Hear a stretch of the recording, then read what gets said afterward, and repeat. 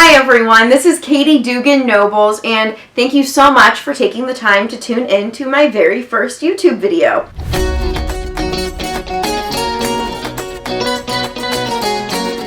I'm hoping that this is going to be a way for all of us to connect during a time of social isolation and social distancing. Today we're going to be interviewing a frontline worker that is keeping this country running. This is my brother-in-law, Paul, who is a service center manager for a major trucking company. These are the people that are making sure that all of our hospitals are getting their medical supplies. They're making sure that we have food on our tables and that we have toilet paper in our bathroom.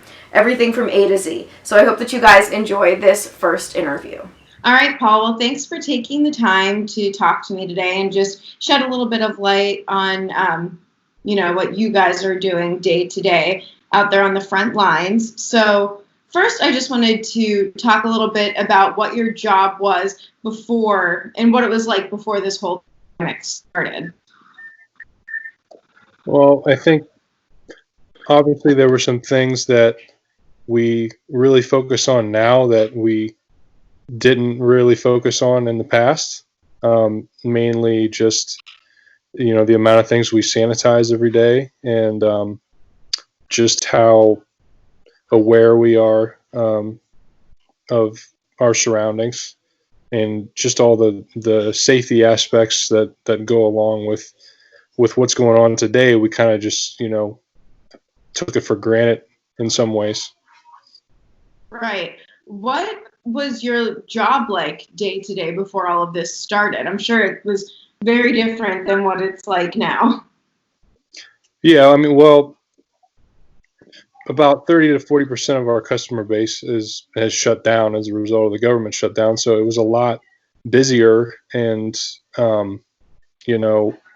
more people were working. So, now I have less people in the facility each day, and our focus has just shifted entirely from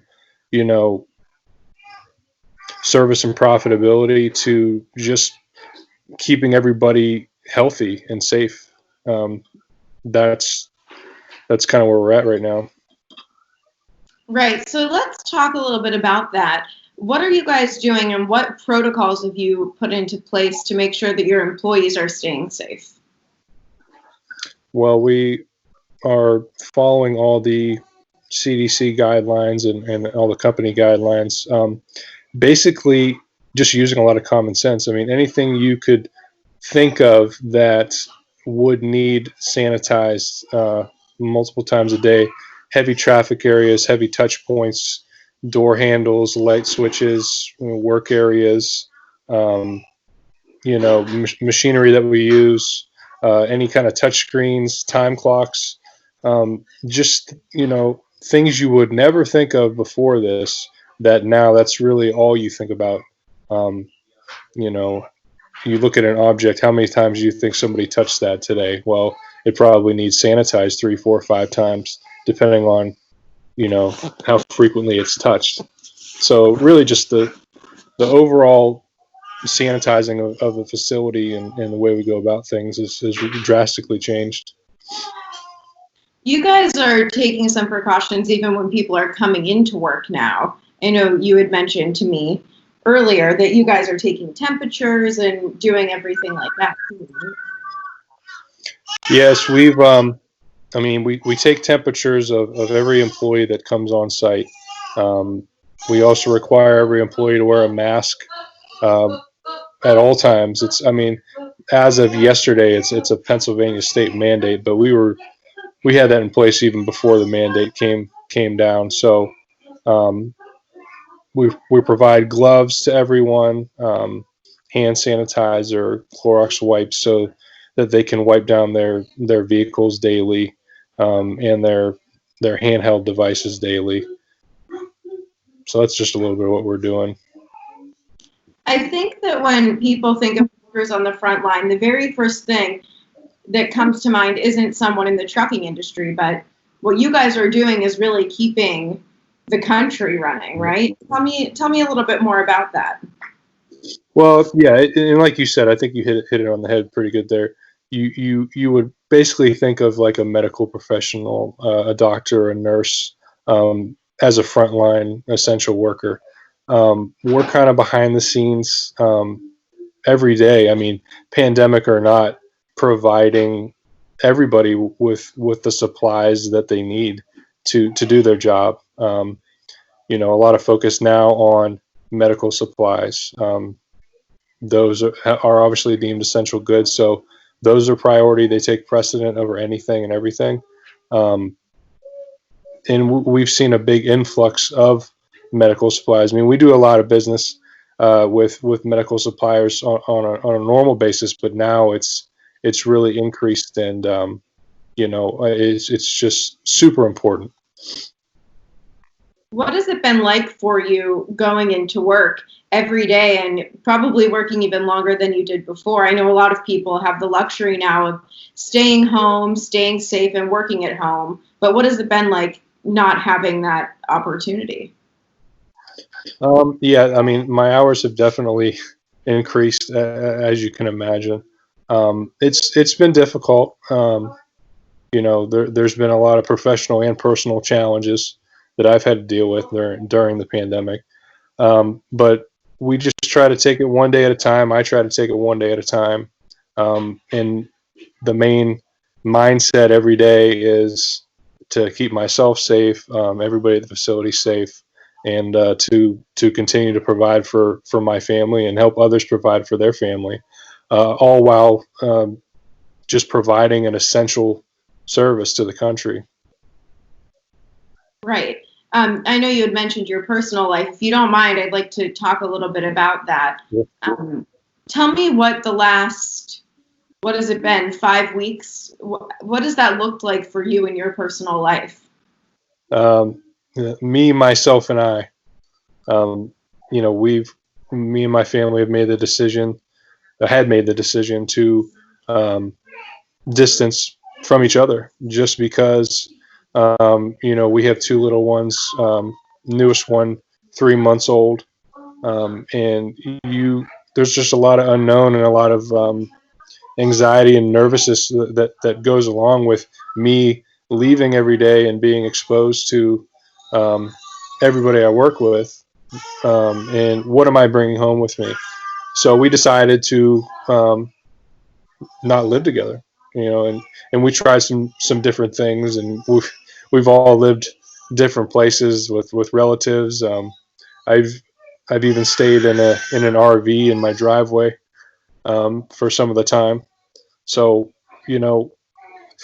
it's better to be safe than sorry, even though it's been very difficult. What was that like, living in the RV or living in your house alone? That has to be a pretty isolating experience. Yes, it was. Well, luckily I had a lot of work to semi keep me occupied during that time. But when I wasn't working, it was very, you know, very lonely.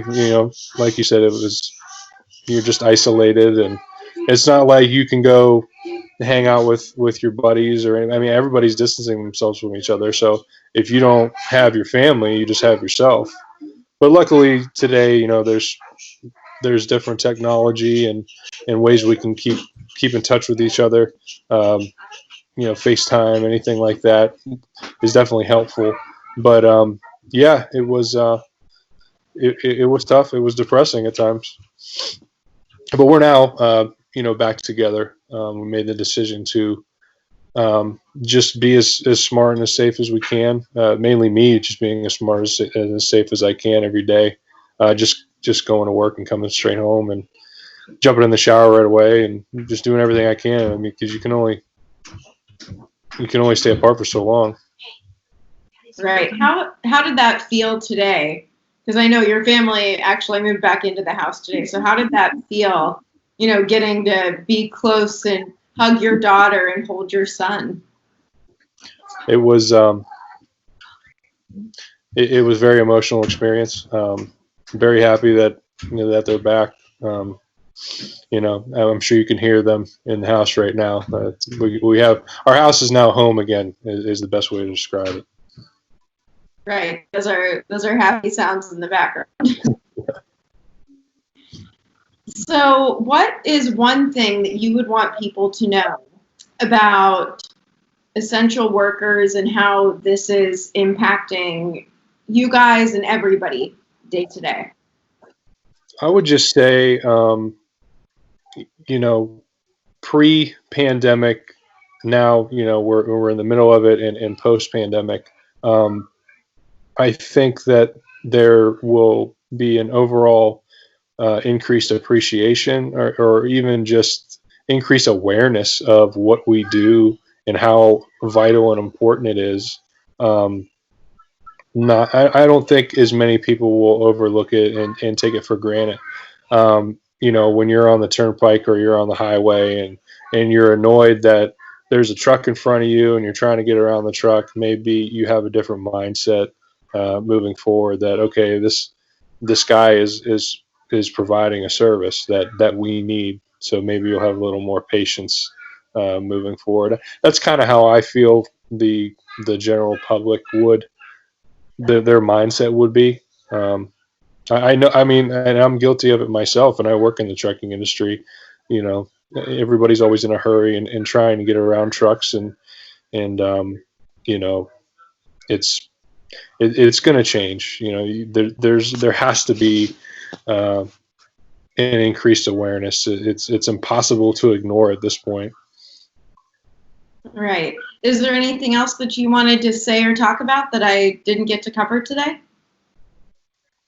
No, I mean, I think you covered it pretty well. That's basically what we're doing, and in my role as a facility manager is basically just keeping everybody as safe as I can, and taking all the necessary precautions, and providing everyone with a safe work environment so that they can provide this service to the country. That's kind of where I'm at, and I think we covered it pretty well. All right. Well, thank you, Paul, for all that you're doing, and all of your employees and all of our essential workers that are out there, doing the best they can. You guys are really the ones that are out there keeping our country running and making sure we have everything that we need. So thank you, and thanks for taking the time to chat with us today. Absolutely. Thanks for having me. Again, thank you so much to Paul for taking the time out of his schedule and his valuable time with his family to just shed a little bit of light on what it's like in his daily life and the impact that this pandemic has had on him and all of his employees. And thank you guys again for tuning in. Make sure that you follow all of my social media pages and that you subscribe to my YouTube channel so that you get to watch all of our videos. Next up, we're going to be having an expert on talking about some hair care tips and if you guys should be cutting your own hair and cutting your own bangs. Thanks for tuning in, guys.